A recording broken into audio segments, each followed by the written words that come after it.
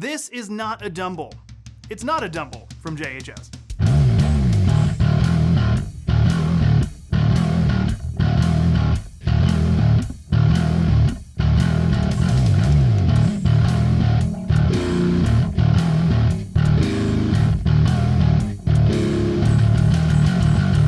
So I'm sure most of you remember the Nauticlon that took the internet by storm about a year ago, I want to say. Well, this is the second product in JHS's IKEA build-it-yourself line. And as you can see, it's the NOTADÜMBLÜ, which is not based on a dumble pedal. Or it is? It is, but it isn't. It's not a dumble till you build it.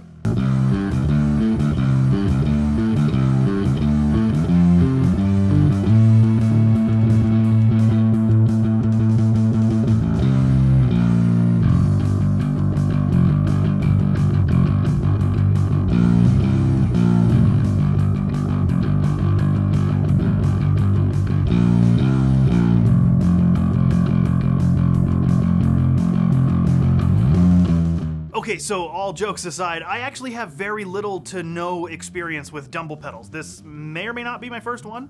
The only one that I've tried was the overrated special or the double land special, depending on which one you got it, if it was the single or the dual. And it sounded like this. Now, I don't know if the dumble connection was purely aesthetic or if they actually tweaked the insides to sound like a dumble.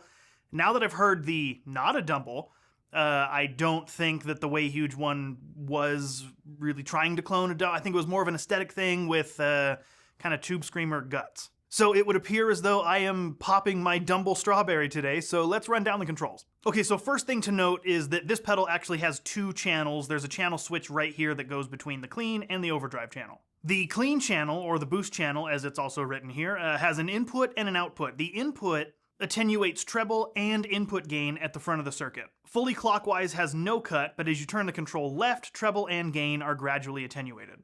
The output controls the output volume of the clean channel. Left is less and right is more.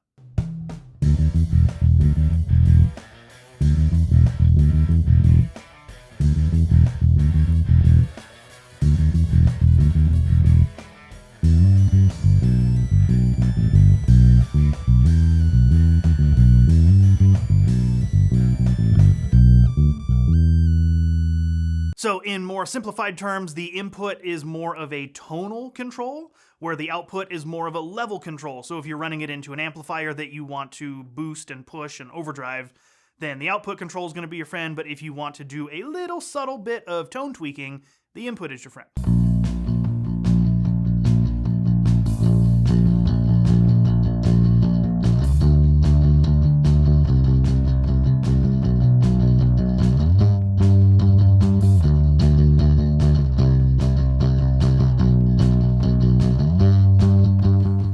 Forgive me here for sounding a little uneducated and inexperienced with this style of pedal, but knowing JHS and using a lot of their stuff in the past, they're pretty true to the real deal. So I'm sure that this obviously not only goes for the JHS, but for the real deal as well.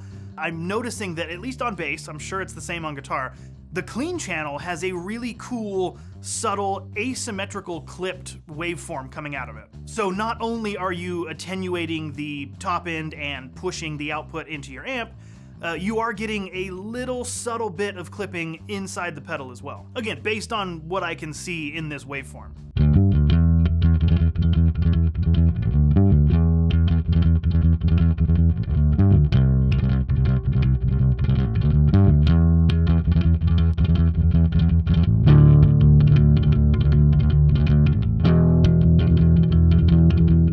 So as I know all of you know by this point, all of our product pedal amp demos are recorded direct first and then reamped into the pedal and then sent out of the pedal. And in the case of this video, we're going from the pedal directly into the Tascam interface, into Logic Pro 10.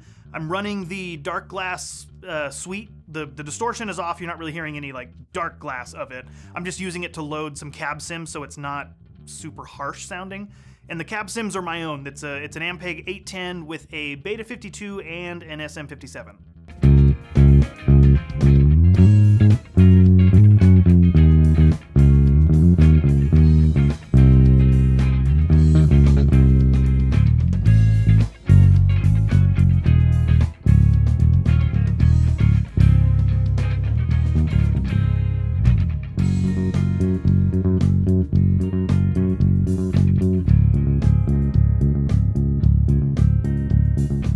Okay, so far I'm really liking the clean channel. I'm finding that with my specific signal chain setup, it's advantageous for me to keep the output kind of low.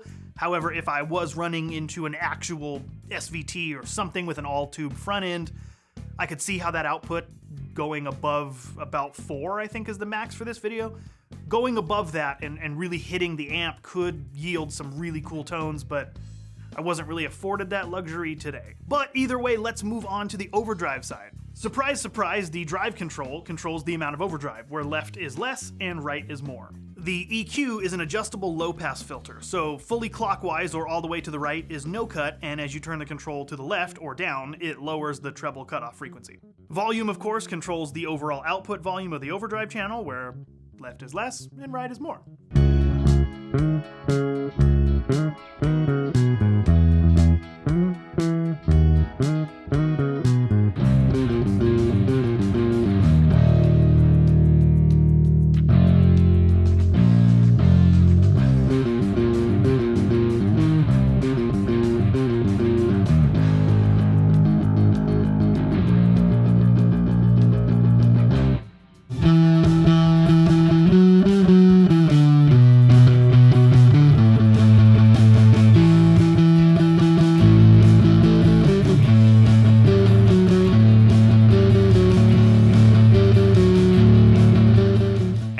One more feature that we unfortunately are not going to look at today.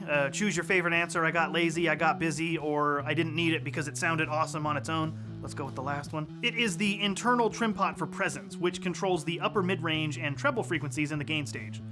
Here we go again. Left is less and right is more. So as you turn the trim pot to the left, some of your treble and upper mids are attenuated, and as you turn it to the right, they're boosted. Now, I'm sure that the factory default is probably straight up neutral, right in the middle. I thought it sounded really good there. Sure, it could be fun to experiment with it, but I don't want to take that fun away from you if you do decide to get one of these. Tweak to your heart's content.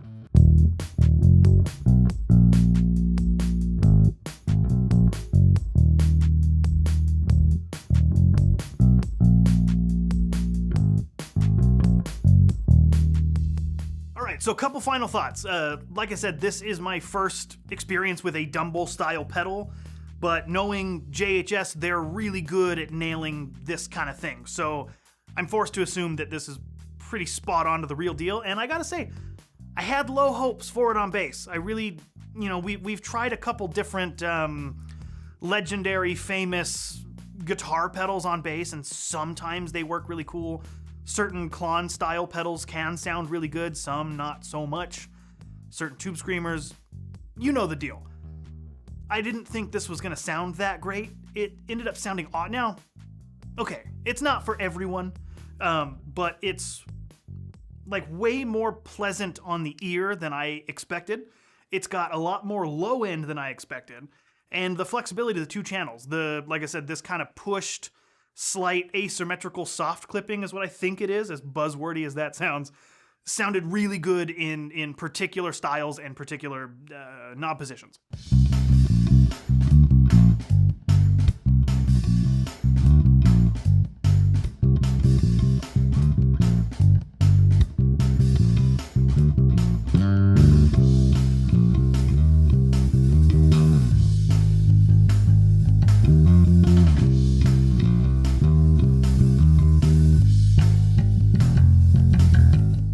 And then the overdrive, at no point did it get harsh or brittle or just gross sounding like the overrated special did years ago when we did that video. So all in all, while this may not become your main bass drive, it probably won't become a live pedal, depending on, again, who you are and what you play. I feel like this is probably more of a studio experimentation, bi-amp kind of textural thing that could add some really good textures. I ran out of words there in my vocabulary. Add some pretty cool textures to certain recordings depending on, again, what you're doing. And secondly, this whole build your own not a pedal IKEA thing. I know it's not officially IKEA, but it's pretty obvious connection. Either way, I love this. I am really excited for more of these. At the moment, I don't know what else there could be. Hopefully down the line, there's a bass specific one. Hint, hint, wink, wink. But for the meantime, the NOTADÜMBLÜ and the NOTACLON, while I do like this better than the NOTACLON on bass, they've both been exceptionally fun. I built this last night in 19 minutes and 40 seconds, I believe. I filmed it with my phone. Here's the time lapse of it. From start to stop recording, I think it was 1940. It was 19 and change. Under 20 minutes is what I'm trying to say. So it's dead simple. It's really fun. If you want to see a more detailed build of the NOTACLON, Chuck, I think it took him a little bit longer, just because he's a little less experienced with some of the technical stuff, whereas I change pickups and stupid stuff almost daily. So I'm a little bit quicker when it comes to... Doesn't matter. It's not a competition. These are incredibly fun. I don't know the price on this. I can guess if it's the same as the NOTACLON, but a couple things have changed in the last year or two, so it might be a couple dollars more. But either way, not outrageously priced. So if you have a chance and you have an inkling, I would recommend checking it out.